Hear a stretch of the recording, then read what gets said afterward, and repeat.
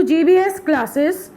Today we are going to study Social Studies, Standard 9, History, Chapter number 2, First World War and the Russian Revolution, Part 1. In this chapter we are going to study about the First World War. What were the effects of First World War? First World War जब हुआ था तो उसके reasons क्या थे और उसके effects क्या आए थे वो हम इस चैप्टर में पढ़ेंगे. The yearning of the Western European countries for expansion of their empire and acquire new territories resulted in the countries going to Asia and Africa. जो वेस्टर्न यूरोपियन कंट्रीज थी वो अपना एम्पायर एक्सपैंड करने के चक्कर में न्यू टेरिटरीज अपने अंदर लाने में this resulted in the countries going to Asia and Africa, जिसकी वजह से वो एशिया और अफ्रीका की तरफ भी बढ़ रहे थे. Thus they established their colonies and expanded their rule. Consequently, there was a competition between the European nations to establish their colonies. तो यूरोपियन नेशंस में आपस में एक कंपटीशन हो गया अपनी अपनी कॉलोनीज अपना अपना पावर स्टैब्लिश करने के लिए. This greed of colonisation among the western European nation cause the economic social culture ruins in Asian African countries. उनको बुरी तरह वो लोग ने डिस्ट्रॉय किया, उनकी सोशल इकोनॉमिक और कल्चरल लाइफ जो थी लोगों की एशिया और अफ्रीका की कंट्रीज़ की. तो ये जो ग्रीड थी उनमें लालच आई थी, ज़्यादा से ज़्यादा टेरिटरीज हमारी हो, ज़्यादा से ज़्यादा पोर्शन हमारे अंडर आए. तो ये जो यूरोपियन कंट्रीज़ जो वेस्टर्न नेशंस का था इसकी वजह से इकोनॉमिक सोशल एंड कल्चरल नुकसान बहुत हुआ था एशियन एंड अफ्रीकन कंट्रीज़ को. The result of this on the world politics was such that the First World War or the Bolshevik Revolution took place. इसी की वजह से ही First World War हुआ था. Western European colonization in Asia and Africa. The Western European countries wanted to expand their empire in Asia and Africa. This greed or their greed for colonization did not spare even their neighboring countries. Spare मतलब बख्शना. Even अपनी neighbouring countries तक को नहीं छोड़ा. Spain had took over the Netherlands, Belgium and Luxembourg. Later on some of their provisions were captured by France.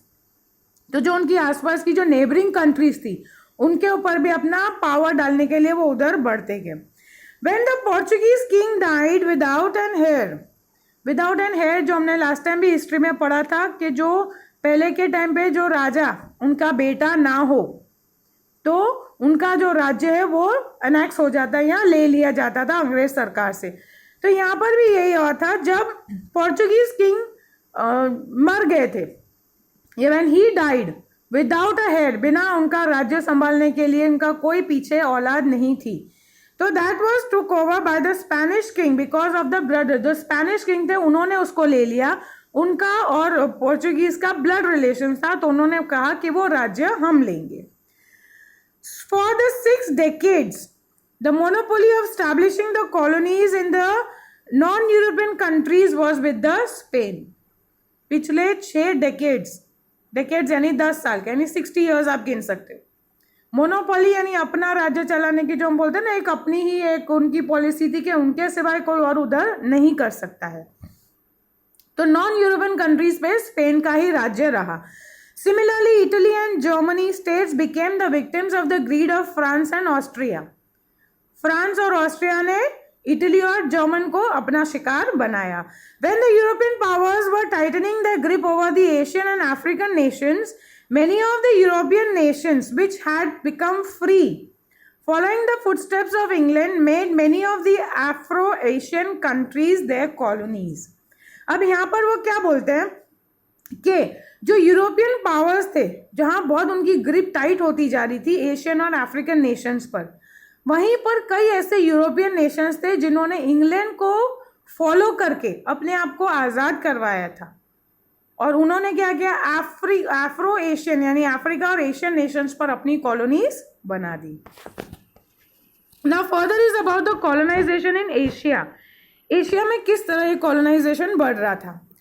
After the strengthening its grip over India, England expanded its empire to Sri Lanka, Myanmar, Singapore and Malaysia. India में जब उनका राज्य चला उसके साथ उन्होंने अपने आप को श्रीलंका, म्यांमार, सिंगापुर, मलेशिया तक बढ़ाया इंग्लैंड ने. England entered China also, but due to the opium trade between the England and China there were wars. उधर एक ट्रेड चलता, उनके अभी ट्रेड रिलेशंस थे, जिसकी वजह से क्या होता था, उनके वहाँ आए दिन वॉर चलते ही रहते थे. ये उनका बिजनेस ज़्यादा नहीं हो रहा है, इनका ये हो रहा है, वो आपस में वैसे ही लगे हुए थे. Which came to be known as the opium wars in history. China lost their war and thereby lost 5 of its ports to England. China वो लड़ाई हार गई, तो उनके जो 5 मेन पोर्ट्स थे दरिया किनारे, जहाँ पे पोर्ट्स एक्सपैंड होता है, ट्रेड चलता है, वो उनको इंग्लैंड को हो गए. Where England could carry on their trade and thus expand their empire, जहाँ से अब सिर्फ इंग्लैंड अपना ट्रेड करके अपना एम्पायर और आगे बढ़ा सकता है. Taking the advantage of China's weakness, अब चाइना वीक पड़ गया, उसका जो है फायदा उठाते हुए Japan, Russia, Germany, France, Belgium, America also acquire their trade politically rights. तो उनका फायदा इन कंट्रीज ने उठाकर भी अपना ट्रेड आगे बढ़ाया. Enormous oil resources in the desert region of the West Asia attracted the Europeans. जो वेस्ट एशियन पार्ट है वहाँ पर जो है इनॉर्मस ऑयल रिसोर्सेज है, ऑयल वहाँ पर मिलता है, ऑयल के कुएं हैं वहाँ, जहाँ से ऑयल निकालते हैं, पेट्रोल सब निकलता है. So this attracted the Europeans. Europeans अब वहाँ पर अट्रैक्ट होके कब हम यहाँ पर जाके नया ट्रेड स्टार्ट करें, to establish the colonies there. England, Germany, Russia and America establish the oil companies. उन्होंने अपनी ऑयल कंपनी एस्टैब्लिश करी कहाँ पर, Iran, Iraq, Kuwait, Saudi Arabia and Bahrain, and made the efforts to take of their own interest. उन्होंने अपने अपने वहाँ पर सेंटर्स बनाने, अपनी ऑयल कंपनी सेट ऑन कर दी ताकि उनका ट्रेड वहाँ पर बना रहे और उनका इंटरेस्ट वहाँ पर बना रहे. Next is the colonisation in Africa. The Dutch established their colony for the first time in the 15th century in South Africa. After that, England and France established their colonies. सबसे पहले उन्होंने बताया कि Dutch जो थी, उन्होंने first time अपनी colonies 15th century में बनाई थी साउथ अफ्रीका में. Now England and France established their colonies in the Cape and Algeria in the North Africa. Respectively मतलब इंग्लैंड ने केप में बनाया और फ्रांस ने अल्जीरिया एंड नॉर्थ अमेरिका में बनाया. The vast provinces of Africa seemed quite suitable for acquiring raw materials and selling the ready products post industrial revolution.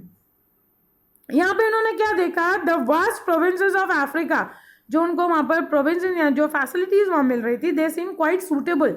वहाँ का जो माहौल था उनको लिए काफ़ी सूटेबल था रॉ मटेरियल्स लेने के लिए and to sell the ready products. Raw material से जब वो प्रोडक्ट्स बनाते हैं तो फिनिश प्रोडक्ट्स जो तैयार होते हैं वो उनको वहाँ बेचने के लिए for the post industrial revolution के बाद. Because of it the European countries competed to establish the colonies. जिसकी वजह से जो यूरोपियन कंट्रीज थी वहाँ compete कर रही थी, वह बहुत कॉम्पिटिशन था अपनी कॉलोनीज एस्टैब्लिश करने का. King Leopold of Belgium seized the provinces of Congo and established its rule. King Leopold Belgium का था, उन्होंने अपना पावर वहां डाल के बाकी सबको सीज कर दिया, यानी फ्रीज अप कर दिया और कोई वहां पर नहीं आएगा. Now England established its colonies in Egypt and some provisions of East Africa and some of South Africa. इन जगहों पर यूरोपियन कंट्रीज, इंग्लैंड कंपनी ने अपने रूल डाले. France established its colonies in Tunisia. France ने कहाँ डाला, टूनेशिया, Morocco and West Africa. Germany established its empire in some of the east and west of Africa. Italy captured the African provinces around the Red Sea. ये सब जगहों का है कि कहाँ पर अलग अलग कंट्रीज ने अपना कॉलोनीज डाला था. Spain and Portugal also seized some provinces of Africa. Spain और पोर्चुगीज ने अपने कुछ एरिया सीज कर दी थी, मतलब वहाँ पे से उनका ही राज चलेगा और कोई आकर यहाँ पर ट्रेड नहीं करेगा. A conference of European nations was held in the Berlin in the midst of this competition to establish the एक कॉन्फ्रेंस रखा गया था यूरोपियन नेशंस के लिए बर्लिन में 1884-85 में, जब ये कंपटीशन बहुत एकदम मिडिल यानी एकदम बीच बवर पे था. ये कंपटीशन जहाँ सब अपनी अपनी कॉलोनी स्टैब्लिश करने में लगे हुए. Different African territories were divided among the European nation. तो जो टेरिटरीज थे उनको डिवाइड कर दिया गया है, ये आपस में इस तरह लड़ रहे हैं, आपस में ये कॉम्पिटिशन लड़ रहे हैं, जिससे उनको डिवाइड कर दिया जाए. Eight the end of the conference it was decided कि हम लोग ये आपस में ही डिवाइड कर देंगे. Thus, the colony dominance of the different European nation was established over the entire Africa. Dominance उनका control, power, different European nations का वहाँ पर established, पूरे entire Africa में उनका ये सब फैला दिया गया था. While on one hand the great European nations were trying to colonize various Asian African territories, on the other hand एक तरफ तो ये अपनी colonies बनाने में लगे हुए हैं, दूसरी तरफ Germany and Italy had completed the process of respective political unification. उन्होंने क्या सोचा कि जर्मनी और इटली कि हम लोग दोनों पॉलिटिकली यूनिफाइड हो जाएंगे, कंबाइन हो जाएंगे, एक हो जाएंगे. Thus the unified Germany plunged into the competition of the industrialization. अब यूनिफाइड उसके साथ कंबाइन होने के बाद वो कंपटीशन में उतरे of industrialization, commercialization and colonization. Thus, these quickly changes of the global phenomena had exploited some of the countries, जिसकी वजह से बहुत सारी countries जो थी उनको exploit भी होना पड़ा politically, economically and socially, due to which the development had stopped. जिसकी वजह से जो development होना चाहिए था वो नहीं हो पाया, वो रुक गया. This led to the First World War. ये एक reason था जिसकी वजह से First World War हुआ था. Next are the factors that caused the First World War. कौन से factors थे जो responsible थे First World War के लिए? The First World War could be considered as one of the most heartbreaking and unforgettable events of the modern world. आज भी हम लोग उस चीज़ को याद करते हैं. Many factors were responsible for this. The First World War began on 1st August 1914. Important date है. When was the First World War begin? So it was on 1st of August 1914. Germany had defeated France in the Sedan War, because of which the France had to sign a Frankfurt Treaty. Frankfurt Treaty एक agreement था. उसके हिसाब से क्या था?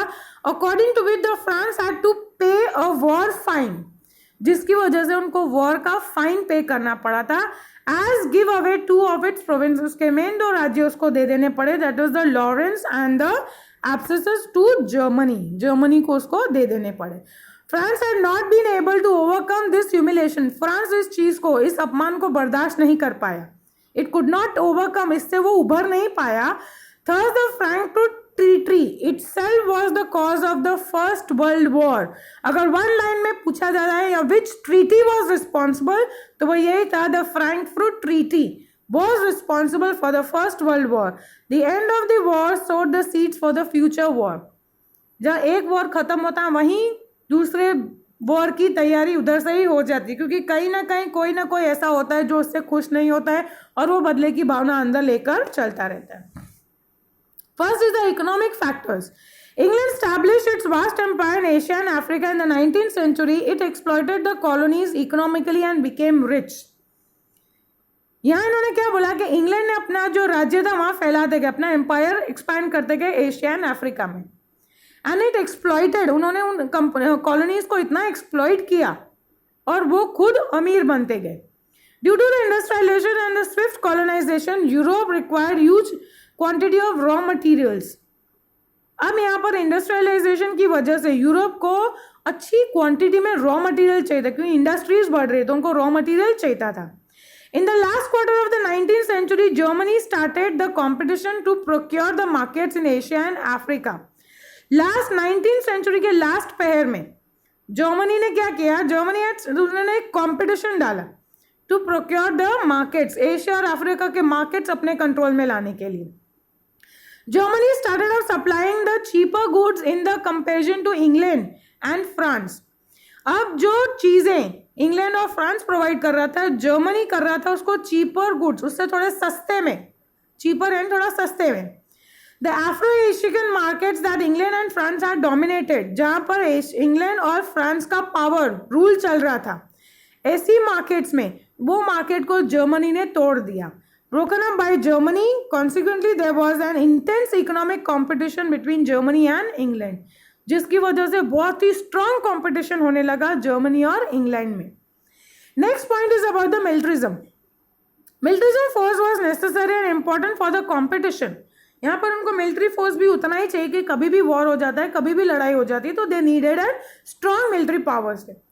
The European Nations got into the for expansion.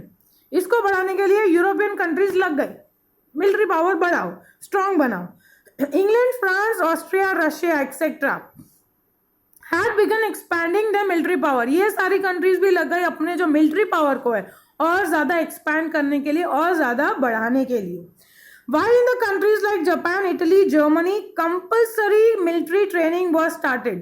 Compulsory, आपका मन हो ना हो, but you have to do and you have to get the training for militaries. Production of the weapons was increased under the pretext of self-defense. अब weapons का production बढ़ने लगा, किसकी आड़ में कि हम लोग को तो सेल्फ डिफेंस के लिए चाहिए ना, तो वो अब प्रोडक्शन उसका बढ़ने लगा। Thus militarism got an impetus and the military competition added to the economic competition created a serious atmosphere of war. क्योंकि सब किसी को मिलिट्री पावर चाहिए, मिलिट्री कंपटीशन बढ़ रहा है, तो इकोनॉमिक कंपटीशन भी बढ़ता जाता है। इसकी वजह से भी वॉर के जो एटमॉस्फेयर है वो बढ़ते जा रहे थे। Next is the groupism and the secret territory. Secret यानी छुप छुप के लोग करते थे अंदर अंदर का, वो उसके भी एक रीजन थे जिसका फर्स्ट वर्ल्ड वॉर हुआ था। Groupism and the secret territories played a major role, most important role इनका था in the first world war. The world was divided into two groups, दो पार्ट में ग्रुप्स डिवाइड किया। The first world war one side was the Germany, Austria, Hungary, Bulgaria and Turkey. एक side पर ये लोग थे और दूसरी साइड पे था England, France, Russia and Japan. ये दो कंट्रीज डिवाइड हो गए थे, पूरे वर्ल्ड इन दो पार्ट्स में डिवाइड हो गए थे। A feeling of jealousy, Amity, interest, fear and hatred evolved between the groups which was an important factor for the first world war. Jealousy जलन, दूसरों से जलन होती है। एनिमिटी दुश्मनी, एनी ट्रस्ट यानी ट्रस्ट नहीं रहना अभी किसी को, आप किसी को ट्रस्ट नहीं कर पा रहे हो। फियर डर, हेट्रेड गुस्सा, नफरत, ये सब रीजंस थे। ये जो ग्रुप्स की वजह से ये हुआ था, ये इंपॉर्टेंट फैक्टर्स बन गए थे जिसकी वजह से फर्स्ट वर्ल्ड वॉर हुआ था। Feeling of fears and nationalism, fears यानी डर। The independence of the Belgium and Greece and the unification of Germany, Italy were the result of nationalism. The independence of Belgium and Greece, ये दो independent हुए थे और Italy और Germany unified हो गए थे, यानी एक हो गए थे। Was the result of the nationalism, जो नेशनलिज्म लोगों के अंदर था देश के लिए, उसकी रिजल्ट थे ये। बट लेटर आगे चल के क्या हुआ, the feeling of nationalism took an extreme and narrow form in Europe. इसकी वजह से क्या हुआ, जो नेशनलिज्म फीलिंग थी नेशन के लिए, वो धीरे धीरे अब कम होती गई, नैरो होती गई यूरोप में। Economic jealousies, competition and colonisation in Europe had increased. Economically, financially jealousy, ये हमसे ज़्यादा पैसे वाले हैं या ये इनके पास ज़्यादा फैसिलिटीज़ है, ये इनके, तो दिस इकोनॉमिक जेलसी और कॉम्पिटिशन्स जो इन लोगों में था, कोलोनाइजेशन जो यूरोपियन कंट्रीज में हुआ था, was increase so much that the national interest of each other began to clash. तो जिसकी वजह से जो नेशन के लिए आपके अंदर फीलिंग होनी चाहिए वो क्लैश होने लगी। जो जेलसी है वो ज़्यादा पावरफुल हो गई कि नेशनल फीलिंग्स की जगह पर। Leading European nations began teaching extreme and destructive nationalism to the people. जो लीडिंग यूरोपियन नेशंस थे वो क्या कर रहे थे, लोगों को जो डिस्ट्रक्टिव है, जो लोगों का ब्रेन वॉश कर रहे थे, हानिकारक चीज़ें, उनको नेशन के लिए हानिकारक चीज़ें जो थी, डिस्ट्रक्टिव नेशनलिज्म, वो ये सब चीज़ें उनको सिखा रहे थे। Love for own nation and hated for the other nation was encourage. सिर्फ अपने नेशन को प्यार करो, बाकी सबसे नफरत करो, ये चीज़ें उनमें बढ़ावा ला रही थी। The German chief Kaizer Williams was the another originator of the nationalism and colonialism.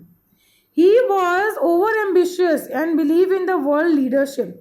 ये थोड़ा एम्बिशियस था और ये ऐसा सोचता था कि पूरे वर्ल्ड को एक लीडरशिप है, उसके थ्रू हम इसको आगे ला सकते हैं। He wanted to get things according to his will with the help of his grand military power. ये सब वो चाहता था कि हो, लेकिन अपने उस पर, अपने उसके हिसाब और कोई नहीं कर सकता ये। He wanted it according to his will, उसके हिसाब से सब जाना चाहिए। वो इस चीज़ को क्यों कर रहा था, with the help of his grand military power. उसके पास जो मिलिट्री पावर था वो बहुत ज़्यादा था, उसके बेसिस पर वो ये इस चीज़ों को बढ़ावा दे रहा था। The feeling of the war spread across the nations, as in Germany, and this resulted in the First World War. ये जो फीलिंग की वॉर की फीलिंग थी वो बढ़ती जा रही थी लोगों में, जिसकी वजह से भी फर्स्ट वर्ल्ड वॉर के इफेक्ट्स में ये गिना जाता है. Role of the newspapers. Newspapers ने इसमें क्या काम दिया? The newspaper of the European nations arouse so much of hatred among the people. जो न्यूज़पेपर में छपता था रोज, अगर आप देखो ये सब चीजें पढ़ पढ़ के लोगों के अंदर जो गुस्सा आक्रोश है वो बढ़ता जा रहा था. विद द म्यूचुअल डिटेरियोरेटिंग, मतलब उनको जो ऊंचा नीचा दिखाया जा रहा है, ये नेशन इतना है, ये इतना पावरफुल है, जो ये डिटेरियोरेशन, जो डिफरेंस दिखाए जा रहे थे उनको. एग्जैगरेटेड द फॉल्स राइटअप्स, जो झूठी अफवाहें, झूठी बातें, लोगों को ज्यादा गलत रास्ते पे उकसाने की ये जो बातें लिखी जा रही थी. was spitting up the women against the rival nations. women यानी पॉइजन, जहर उगल रहा था वो, ये जो दूसरे नेशंस हैं उनके खिलाफ. that the rulers of the respective nations could not even make efforts. इतना ज़्यादा वो जहर बढ़ता जा रहा था कि जो लोग अगर एफर्ट्स कर भी रहे हैं पीस लाने के लिए, शांति लाने के लिए, इस वर्ल्ड वॉर को रोकने के लिए, वो नहीं हो पा रहा था. Next is the philosophy about war. War को किस तरह से लोगों के आगे प्रेजेंट किया गया, किस सोच से वॉर को लाया गया था. The policy of war is welfare took the root in Europe. Europe में अभी जड़ क्या बन गई थी? वॉर ही वेलफेयर कर सकता है, अगर वॉर होगा तो ही हमारी भलाई होगी. The German writer Trotsky publish the maximum like only the mighty deserve to live. जिन्होंने क्या दिया? माइटी यानी जो एकदम स्ट्रांग है वही ले सकता है. And war along is the national need. हमारे देश की एकमात्र जरूरत है वो है वॉर, लड़ाई, युद्ध. Nietzsche the Germany writer expresses the war as a sacred work. ये जो जर्मन राइटर है उन्होंने क्या लिखा था कि जो वॉर है वो एक सेक्रेड काम है, अच्छा काम है, पवित्र काम है, करना चाहिए. The Prince of Austria and his wife were assassinated by being shot at by a member of the Siberian terrorist organization. एक प्रिंस ऑफ ऑस्ट्रेलिया और उनकी वाइफ थे assassinated, उनको गोली मार दी गई थी. they were shot. किसने किया था? साइबेरियन टेररिस्ट ऑर्गेनाइजेशन में, जिसको हम ब्लैक हैंड भी बोला जाता था. Austrian blame the Siberian for involvement of this act and gave an ultimatum to hand over the culprit to Austria within 48 hours.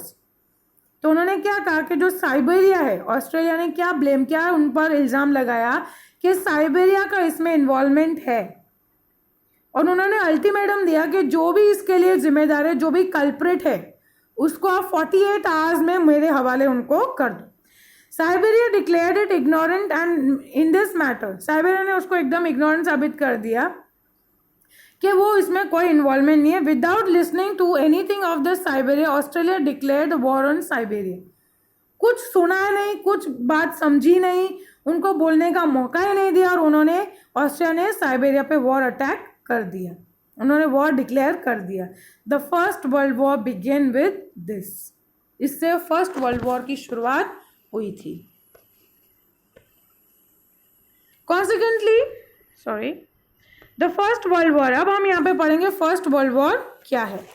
In the first world war 24 nations supported the allied Nations and 4 nations supported the axis nation. 2 nations है, allied Nations and axis nation.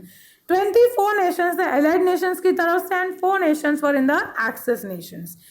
Initially Germany made a noteworthy victories in the Europe. शुरुआत में Germany ने बहुत अच्छा काम दिया Europe में. It ruined the French army. उन्होंने फ्रेंच आर्मी को एक्सप्लॉइट किया, खराब किया.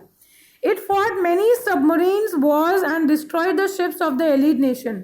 उन्होंने सबमरीन वॉर्स, शिप्स में अंदर सबमरीन शिप्स में जाके वॉर किया और उनके बहुत सारी शिप्स को डिस्ट्रॉय किया था एलिड नेशंस की. Many soldiers and civilians died because of the tanks and the poisonous gases. उन टैंक्स में जो पॉइजनस गैसेस थी उसकी वजह से काफ़ी सारे सोल्जर्स और सिविलियंस जो वहाँ पर थे वो सारे मारे गए थे. In 1917 the Russian Revolution started to Russia withdraw from the war. Russian revolution start होते ही रशिया ने अपने आप को विड्रॉ कर लिया. Germany was very strong at that time. Germany उस टाइम पे बहुत स्ट्रॉन्ग था. It manage to down the American steamer. वो इतना स्ट्रॉन्ग था कि अमेरिकन स्टीमर थी लुइस्टिनिया, इन विच 147 अमेरिकन सोल्जर्स मारे गए, उन्होंने उनको डुबा दिया उस शिप को। American join the allied Nations, America ने इसकी वजह से अलाइड नेशंस को ज्वाइन कर लिया for the war in April 1917। With that, countries like Panama, Greece, Cuba, China, and the Islam joined the Allied nations. Thus, the Allied nation became more stronger. अब ज़्यादा से ज़्यादा जो countries है वो Allied nations को support में चली गई, तो अब वो ज़्यादा strong हो गया. Now, German army could not withstand the American troops. अब ये सामने वाले इतने ज़्यादा strong है कि अकेला जर्मनी उनको नहीं कर पाता, उसके सामने वो नहीं टिक पाता. The whole position of the war was changed. यहाँ जहाँ तक पहले हमने पढ़ा कि जर्मनी सबसे ज़्यादा स्ट्रॉन्ग चल रहा था, लेकिन जैसे ही मैक्सिमम कंट्रीज ने एलिड नेशंस को ज्वाइन कर दिया, अब जर्मनी धीरे धीरे कमज़ोर पड़ गया. Now the Bulgarian war changed. The Bulgaria in September in 19, the Turkey and Australia in October joined the allied nations. The German leader Kaiser abdicated his position and ran away. जो German leader था वो अपनी position छोड़कर भाग गया. Germany surrendered to the Allied nations and signed the ceasefire treaty, and the war came to an end. Germany ने भी देखा कि अब कुछ नहीं हो सकता, मेरा वहाँ का लीडर ही भाग गया, तो उसने भी अपने आप को एलिड नेशंस के आगे सरेंडर कर दिया और उन्होंने कीस फायर ट्रीटी साइन करी कि अब वॉर नहीं होगा, जिससे वॉर को हमने रोक दिया. Now effects of war, war तो हुआ, उसके इफेक्ट्स क्या क्या हुए. वॉर तो हुआ, बाद में उन्होंने स्टॉप डाउन किया, लेकिन उसके वॉर की वजह से जो इफेक्ट्स आए थे, उसके रिजल्ट्स क्या आए थे. Destruction of man and material, लोग और सामान नुकसान बहुत ज़्यादा हुआ था प्रॉपर्टीज़ का. अप्रॉक्सीमेटली ये कई बार शॉर्ट नोट्स में पूछा जाता है what was the effects of first world war, तो जस्ट हर एक पॉइंट में से आप एटलीस्ट 2-2, 3-3 पॉइंट भी आप उसमें लिख सकते हो. Approximately 6.5 crore people took part in the war. At least 1 crore died, 2 crore people were injured, and 70 lakhs were rendered permanently handicapped. 6.5 crore लोगों ने वॉर में हिस्सा लिया था. 1 करोड़ लोग मारे गए थे, 2 करोड़ were injured, बुरी तरह जख्मी हो गए थे, and around 70 lakhs people were permanently handicapped. किसी के हाथ नहीं रहे, किसी के पैर नहीं रहे, किसी को कोई और प्रॉब्लम, वो पूरी तरह अपाहिज हो गए थे. More number of people died because of starvation and other forms of killing and epidemics that broke out after the war. कई ज़्यादा लोग भूखमरी से मरे, ज़्यादा जो बीमारियां फैली, फॉर किलिंग ऑफ जर्म्स के लिए उनको जो दवाइयाँ छाटी गई थी, क्योंकि इतना सब वॉर की वजह से हो गया था, तो बहुत कुछ हुआ था जिसकी वजह से भी लोग मारे गए थे. The total war expenditure was quite high.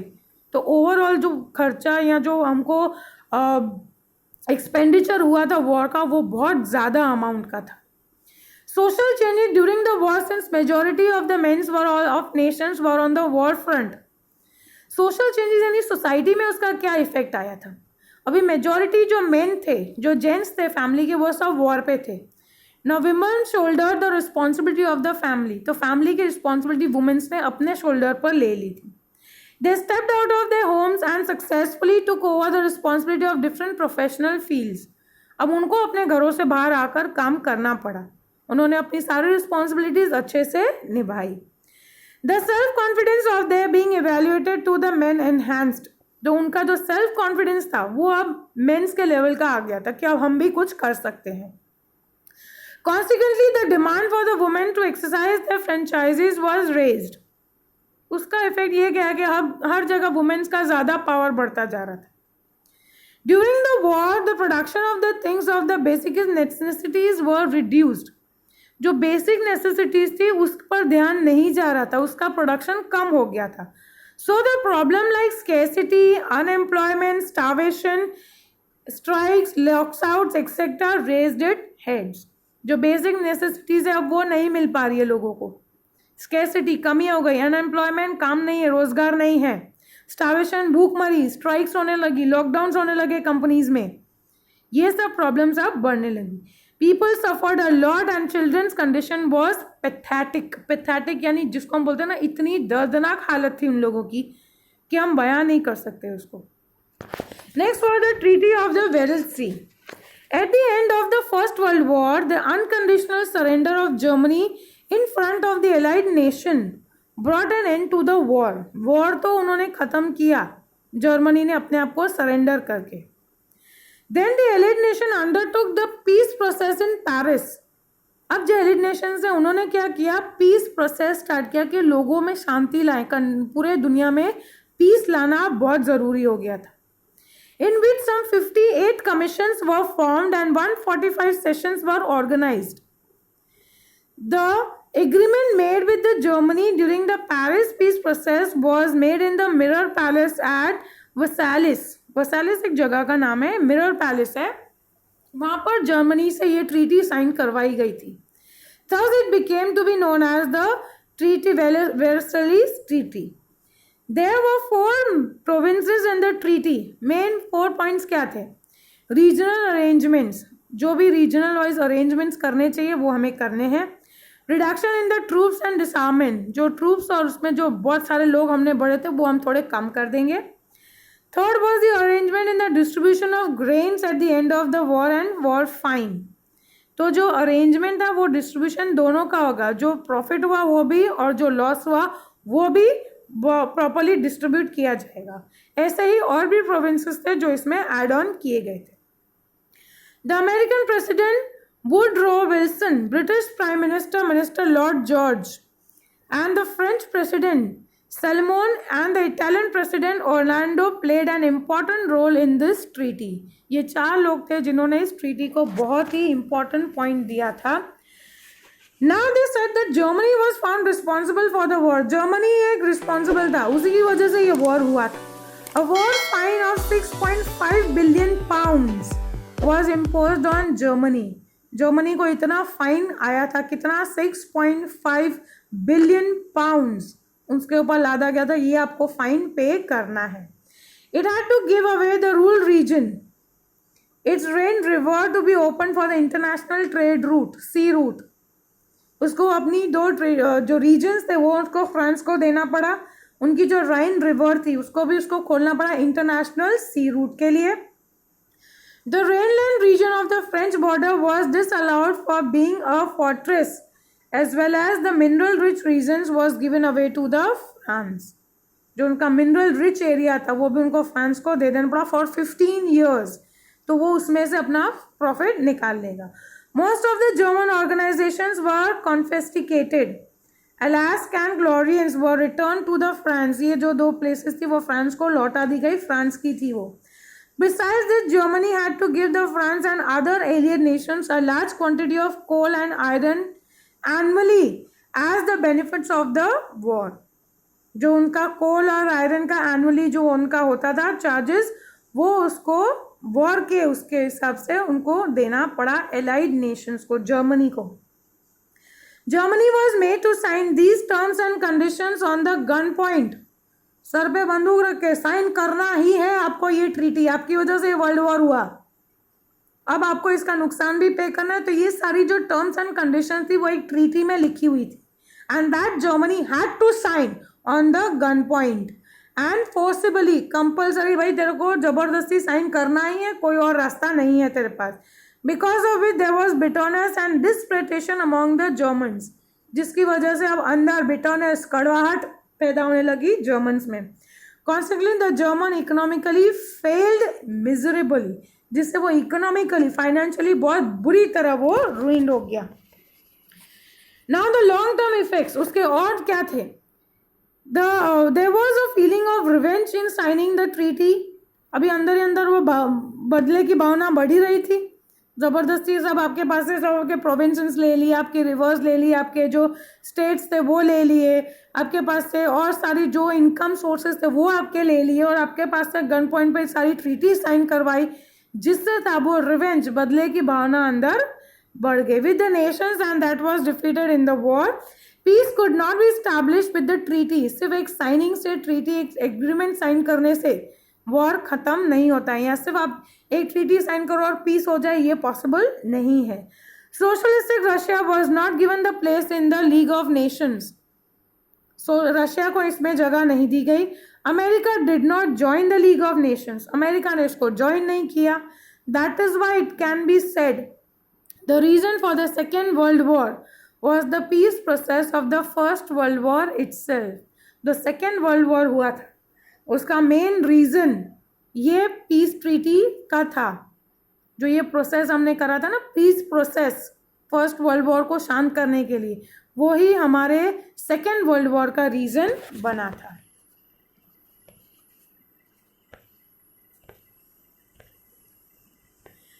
Now the Russian or the Bolshevik Revolution. Russian revolution को बोल्शेविक रेवोल्यूशन भी बोला जाता है. The Russian revolution is considered as an important event in the world history. The Russians had been obsessed and suppressed by the tsars of Russia. Tsars भी एक community थी जो वहाँ पर रशिया में जिनका पावर चलता था. The Russian tsars who inherited the position were all dictators and enjoyed uncontrolled rule over the people. कोई कंट्रोल नहीं, जिसके हिसाब से जो उनको करना है वो कर रहे थे. People did not have any rights during this period. लोगों को कोई rights, कोई अधिकार नहीं मिल रहे थे. The Tsars were so cruel and pitiless on the people that if anyone demanded for any rights, जो Tsars थे वो इतने क्रूर बोलते हैं ना, क्रूर लोग थे वो, pitiless जिनमें दया नाम की भी नहीं है, बहुत ही बेरहम लोग थे वो, कि अगर कोई भी अपनी राइट्स के लिए डिमांड करता तो उसको टॉर्चर किया जाता, सप्रेस किया जाता, बहुत सिवियरली उसको पनिश किया जाता था. To be sent to the bone chilling and the dead cold of Siberia. तो अगर कोई ऐसी डिमांड करता है तो उनको साइबेरिया के रीजन में जो ठंड होती है वो इतनी ज़्यादा है, बोन चिलिंग यानी आपकी हड्डियों तक के अंदर से आवाज़ आने लगे, इतनी ठंड होती है वो, जो लोग मर जाते हैं इतनी ठंड होती है, वहाँ पर उनको भेज दिया जाता. This uncontrolled and the oppressive crowdism became the reason for the grief, poverty and suffering among the people, जिसके वजह से लोग बहुत ज़्यादा ये सब बर्दाश्त कर रहे थे. The Russian farmers, laborers, peasants were not getting enough income despite working very hard. इतनी मेहनत करने के बाद भी उनको प्रॉपर इनकम नहीं मिल रही थी, पैसे नहीं मिल रहे थे. They become very poor. Under the leadership of Father Gapon, a large rally was taken out to the Tsar's resistance. उनके घर के पास रैली निकाली गई थी फादर गैपन की लीडरशिप में. Winter palace on 22nd of January 1905 Sunday था उस दिन. These people were unarmed while some had the Tsar's picture in hand with the captions like "Long live the little white lord of Russia." Unarmed, हथियार नहीं थे उनके पास, वो ऐसे ही rally में निकल गए थे. उनके हाथ में ज़ार्स के पिक्चर्स थे भैया, और उनके पास कैप्शंस, यानी हम नहीं देखते जय हिंद या जैसे कैप्शंस होते हैं, उन्होंने क्या लिखा था, long live the little white lord of Russia. ऐसे कैप्शंस या ऐसे बैनर्स वो लोग लेकर निकले थे. The tsar's army open fire on these innocent people. जो उनकी आर्मी थी ज़ार की, उन्होंने फ्रीली फायर करना शुरू कर दिया. इनोसेंट, जो बिल्कुल इनका कोई वो नहीं था, कोई कसूर नहीं था, बेकसूर लोगों पर उन्होंने फायर कर दी. Because of with the thousands of innocent people died and the snow in the Petersburg where the tsar's palace was situated turn into red with blood. हजारों लोग मारे गए, गन चली, जो वहाँ का जो स्नो था वो पूरा रेड हो गया था. This day is known as a bloody Sunday. इस संडे को नाम मिला था bloody Sunday. In the history around this time a large number of Russians got provoked and became restless as the weakness of the Tsardom has become obvious, with a small nation like Japan had defeated a massive nation like Russia in the Russia-Japan war. अब यहाँ पर ये क्या बोल रहे हैं कि जो ये वॉर हुआ था इसको ब्लडी संडे, ये कई बार पूछा जाता है. 22 January 1905 is called as a bloody Sunday, तो ये इसका आंसर भी बन जाता है. नेक्स्ट अब ये लोग क्या बोल रहे हैं, a large number of Russian got provoked and became restless as the weakness of the स्टार्जम had become obvious. A small nation like Japan, Japan जैसे छोटे से देश ने इतने बड़े रशिया को रशियन जापान वॉर में हरा दिया था. In order to pacify the angry Russian, an announcement to call for a Duma legislative assembly, which had not been called for years. ये एक असेंबली थी, इनको पैसिफाई, इनको एंग्री लोगों को शांत करने के लिए बहुत सालों से नहीं करी गई थी, was made, वो उस दिन की गई थी.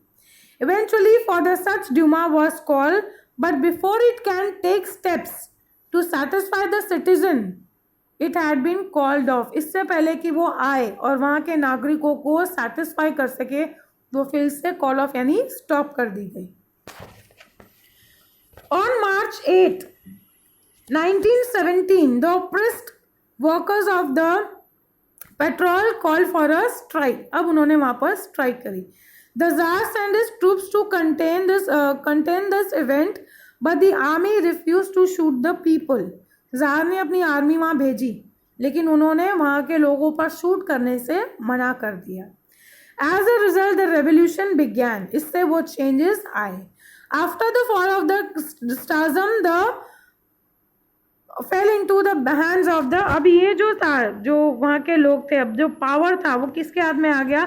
केंजले lead the Menshevik group, that is the minority group था, उनके हाथ में अब पावर आ गया। Except for the Lenin everyone in Russia was happy with the fall of the tsar. अब जार का जो वो था पूरा निकल गया, अब वो नहीं रहा, लोग बहुत खुश हुए थे। But the Lenin believed that the importance of the laborers as propagated by the Karl Marx, while the Menshevik group believed in the importance of the middle class. यहाँ पर ये क्या बोलते हैं? The Lenin believed in the importance of the labor. जो Lenin था वो कहता था लेबर्स के इम्पोर्टेंस पे बिलीव करता है, लेबर ज़्यादा इम्पोर्टेंट है। बट यहाँ के जो मेंशविक ग्रुप था वो इम्पोर्टेंट करता था मिडिल क्लास पे, नहीं, मिडिल क्लास ज़्यादा इम्पोर्टेंट है। As a result, the Lenin integrated the Bolshevik against the Menshevik in November 1917, declared the final revolution and got the reins in his hand. This came to be known as the Socialistic Bolshevik Revolution. इसके बाद से जो changes आए ये आ गया था Bolshevik के हाथ में, जिसकी वजह से हम इसको बोल्शेविक रेवोल्यूशन भी बोलते हैं। Thus the 300 years of the Tsar came to an end and the first time Russia was without the Tsars. 300 साल के बाद वहाँ स्टारजम खत्म हुआ और जार से रशिया आज़ाद हो गया। Next was the efforts for the world piece.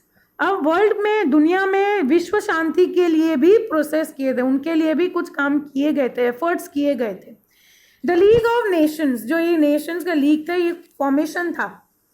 The horrors of the world war explain the absolute necessity of the world peace of the nations of the world.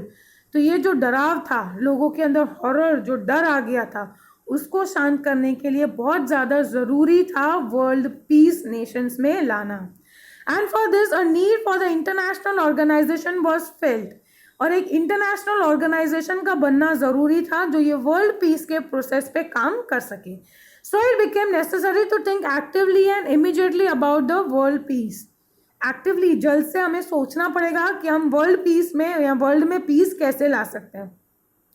The American President Woodrow Wilson had contributed substantially in the establishment of the League of Nations.